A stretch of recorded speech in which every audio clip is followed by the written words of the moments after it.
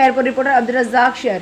Kumbh Sukkur Hyderabad motorway जो कम बंद करण खिलाफ साफ़िन पारां एहतजाजी मुज़ाहिरो।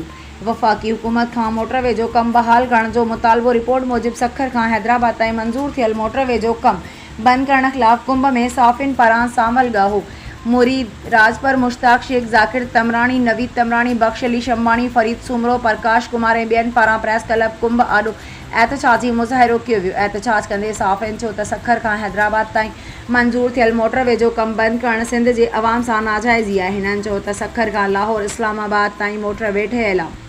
हैदराबाद खां कराची ताईं मोटरवे ठही वियो आहे, पर सखर खां हैदराबाद ताईं मोटरवे जो कम बंद कराए सिंध जी अवाम खे सफ़री सहूलियतुनि खां महरूम बनाइण जी साज़िश कई पई वञे।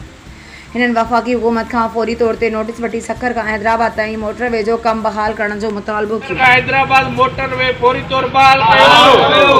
सखर खां हैदराबाद ताईं सखर खां हैदराबाद ताईं सिंध सां नाइंसाफ़ी सिंध सां नाइंसाफ़ी साहिबनि सां नाइंसाफ़ी